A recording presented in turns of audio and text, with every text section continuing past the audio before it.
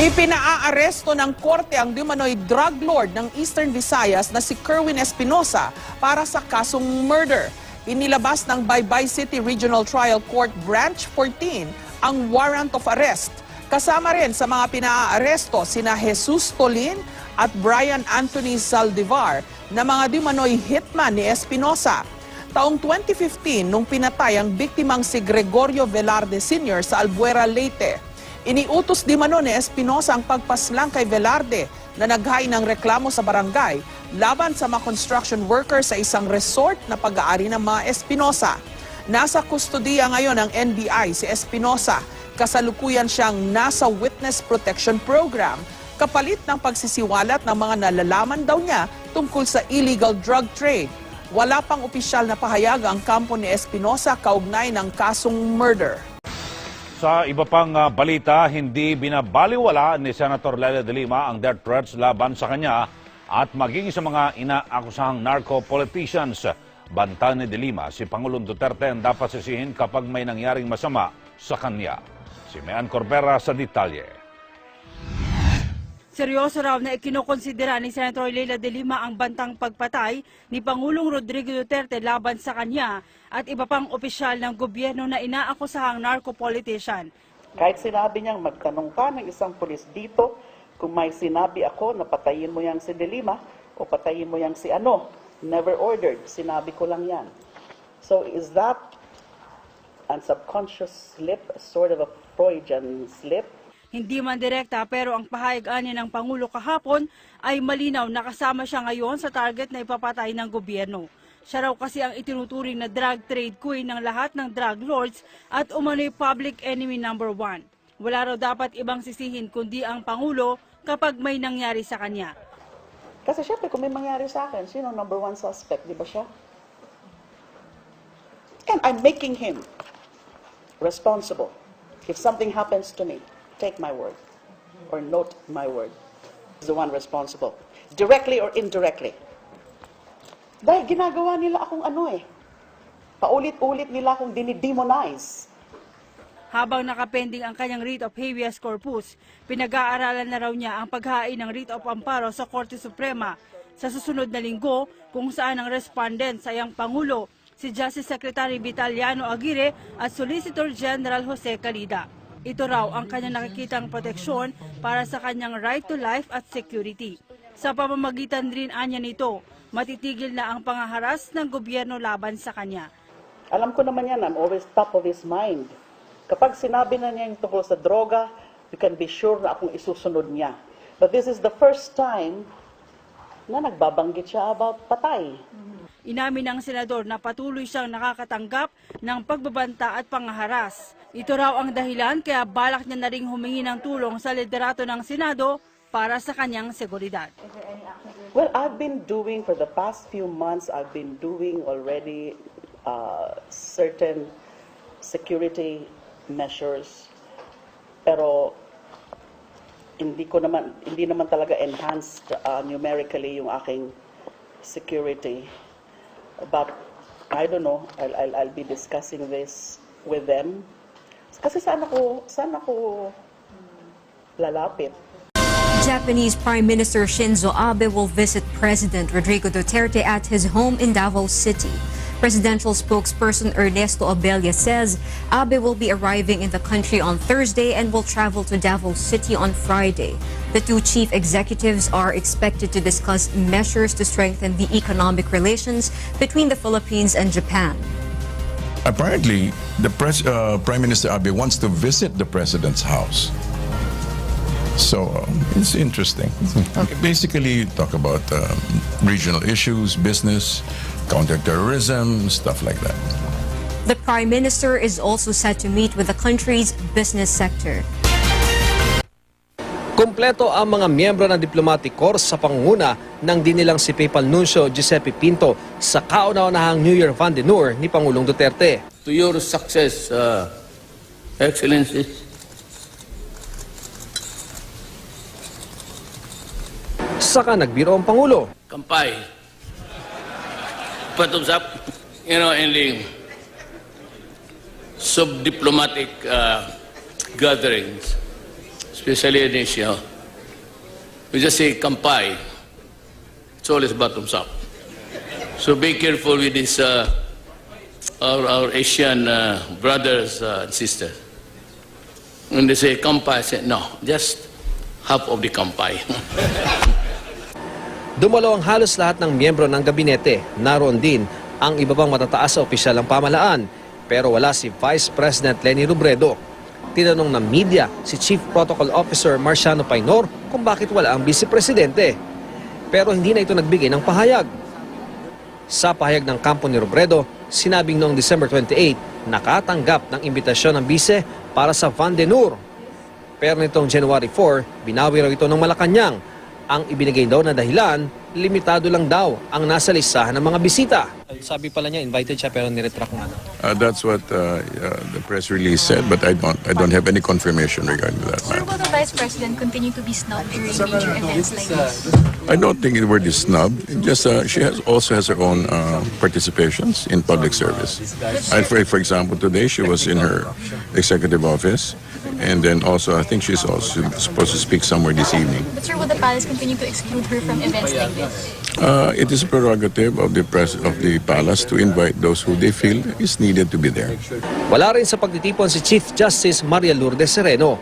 Hindi nagbigay ng pahayag ang Korte Suprema. Ayon sa spokesman na si Attorney Ted Te, ang palasyo raw dapat ang tanungin ukol dito. 2 beses nag-host ang Vandenur o Wine of Honor ang palasyo tuwing New Year at tuwing selebrasyon ng Independence Day. Ito ay isang diplomatic event kung saan ma-exchange of toast sa pagitan ng Pangulo at ng Papal Nuncio na siyang Dean of the Diplomatic Corps. Noong mga nakaraang administrasyon, may mga pagkakataong dumadalo ang Vice Presidente at Chief Justice pero may pagkakataong wala rin sila. Ayon sa isang source sa DFA, walang protocol na nagsasabing dapat dumalo ang Vice President o Chief Justice sa Vandenur, prerogative daw na nakaupong Pangulo kung sino ang iimbitahan. Sa talumpati ng Pangulo, iginiit niya ang kahalagahan ng pakikipagkaibigan ng Pilipinas sa iba't ibang mga bansa. In a world that recognizes our interconnectedness and respect each other's sovereign independence, Nagdakip na dalawa sa mga suspect sa pag-massacre sa 8 mangingisda sa Zamboanga City. Saksi si June Veneracion. friendship, after all, knows no bounds. Sa dami ng mga balang tumagos, unti-unting tumagilid ang bangkang ito matapos makuha ang huli sa 8 bangkay na mga mangingisdang binaril sa laot kahapon ng isang armadong grupo. 7 iba pa nilang kasama ang intusang tumalon mula sa bangka matapos malamang Muslim sila. Kanina, mas pinalakas ang pagbabantay sa lugar kung saan sila inatake. Sa bahagi ng karagatan ng Zamboanga, tumalon yung 7 survivor ng massacre. Lumangoy sila ng 8 oras para makarating sa Siromon Island. Nangyari yan mula alas 8 ng gabi ng Lunes hanggang alas 4 ng madaling araw kinabukasan. 2 ang naarestong suspect, pero kapwa tumangging may kinalaman sa massacre. Ang isa nagkabukol sa pisngi at pasa sa dibdib dahil sinaktan umano. Sa ngayon, hindi po pa natin masabi kung saan niya nakuha yung mga sakit na or physical injury na naidulot. So, i-check natin. 6 na iba pang suspect ang tinutugis. The pursuit operation is ongoing in Barangay Muti. It is in the spot of Zamboanga because based on witnesses, the perpetrators come from that barangay. And it is being reported by the populace himself. Pero habang hindi sila nahuhuli, mga mangingisda sa lugar ang naiibig. Alam mo naman sir, ang mga mahirap kahit delikado na kumakayod pa rin eh.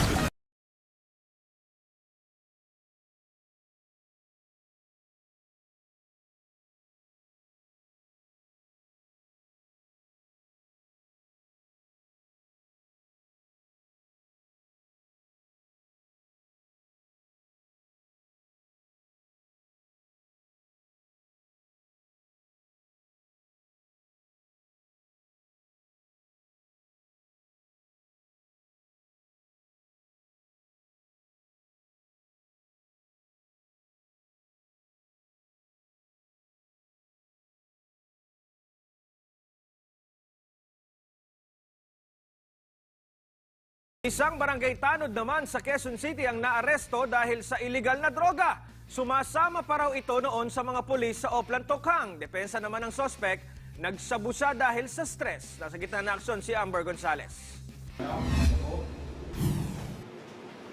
Anong masabi mo ngayon nahuli ka namin? Ano masabi mo nahuli ka namin? Patawad, yun na lang. Isa ka pa namang katiwala doon sa barangay. Nasermon na ng hepe ng QCPD Station 2 ang dalawang lalaking ito na nahuli sa isang anti-illegal drugs operation kagabi. Ang isa kasi sa mga ito, barangay tanod pa na kasama ng mga pulis sa ginagawang Oplan Tokhang. Nakakasama pa namin po sa trabaho, sa mga pagtutukhang. So hindi namin na alam talaga na isa na siya sa drug dependent po. May umano concerned citizen na nag-report sa pulisya na may nagsasyabu sa bahay ni Virgilio Melanes sa barangay Alicia, Quezon City. Nang puntahan, huli sa akto ang tanod na si Charlie Medoranda at si Melanes na gumagamit ng iligal na droga. Nadatnan po doon ng ating mga operatiba na talagang bukas yung pinto, may nakita po silang mga katauhan. Yun nga po yung mga suspect na nahuli natin na gumagamit po ng illegal na gamot. Labis naman ang pagsisisi ng mga suspect, lalo na ang tanod na si Medoranda, pero depensa niya. Na-stress nga po na kasi nakita ko nadaanan ako ng kaibigan ko. Si Melanes naman, sinubukan na raw magbagong buhay. Binigyan na namin chance na magbago yung sarili namin, kaya siyempre. Kung nasa harap naman, mahirap din mag-ano sa temptation. Narecover ang ilang drug paraphernalia at sachet ng hinihinalang shabu na nagkakahalaga ng higit 1,000 piso. Maharap sa kasong paglabag. Sa Articles 13 at 14 ng RA 9165 ang dalawa. Pinaghahanap din na nakatakas silang kasamahan na si Joel Perez. May payo naman ang dalawa sa mga tulad nilang gustong talikuran ang paggamit ng droga. Sa tao naman talaga yun. Kahit na anong sabihin mo sa isang tao, kung siya rin magdadala ng sarili niya. Sa loob lang ng isang araw, binulabog ng 2 bomb scare ang loob at labas ng PNP headquarters sa Camp Crame. Unang nakita ang isang kahinahinalang kahon na naiwan sa loob mismo ng PNP General Hospital, habang ang isa namang pinaghinalaang bomba natagpuan sa barangay na katapat ng kampo. May report si Mariz Umali. Bandang alas 3:30 ngayong hapon nang itawag sa PNP Explosive Ordnance Division ang kahinahinalang mga kahon na ito na naiwan sa tabi ng emergency room ng PNP General Hospital sa loob ng Camp Crame. Agad na kinordon ng lugar at pinalayo ang mga nagdaraang tao. Suot ang bomb suit. Nagsagawa ang PNP EOD ng render safe procedure para matanggal ang anumang posibleng panganib. Pinasadahan ng K9 natin, hindi naman nag-indicate na merong possible na may explosive sa loob. Pero to make sure, pinasadahan natin ang x-ray natin at saka yung ating disruptor. Ang naiwan, kahon-kahon pala ng electric wire. Hindi pa masabi ng EOD kung sinadya o naiwan lang ang mga wire sa loob ng kampo. Wala pong kakayahang sumabog ito kasi kung makikita nyo naman, puro ano lang siya talaga. Puro wire lang siya, electrical or telephone wire lang siya. So yun nga yung nasabi ni Sir kanina, product nga nung aming yung vigilance ng mga tao natin. Kaninang alas 11 ng umaga, binulabog din ng isang pinaghinalaang bomba ang mga residente sa 4th Avenue sa Barangay Bagong Lipunan, Quezon City. Katapat lang ito ng Campo Crame. Ang pinaghihinalaang bomba mukhang kumpol ng dinamita na mayroon pang digital timer, baterya at wiring. Nadiskubre ito ng basurerong si Arnold Galvin habang umiikot sa 1st and 4th Street kung saan hilera ang mga security agency. Agad ito itinawag sa PNP Explosives and Ordnance Division para tugunan. Tinanggal ang pinaghihinalaang bomba sa lugar. Pero sabi ni Superintendent Edwin Aliazar ng EOD, walang kakayahang sumabog ang itsurang dinamita. Sa halip na ginhawa ang dulot ng 5-6, ito rin ang nagiging dahilan para magkabaon-baon sa utang ang ilan sa ating mga kababayan. Dahil dito, suportado ng ilang manininda ang pagbubuwag sa naturang sistema ng pagpapautang. Si Ria Fernandez sa detalye.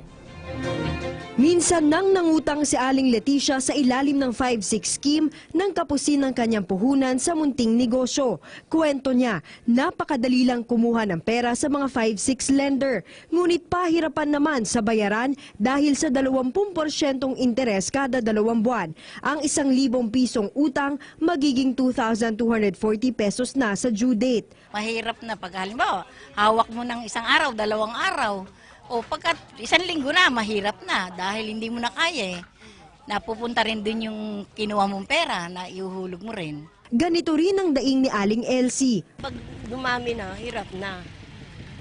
Imbis na pambili mo na lang ng pagkain, pupunta pa rin.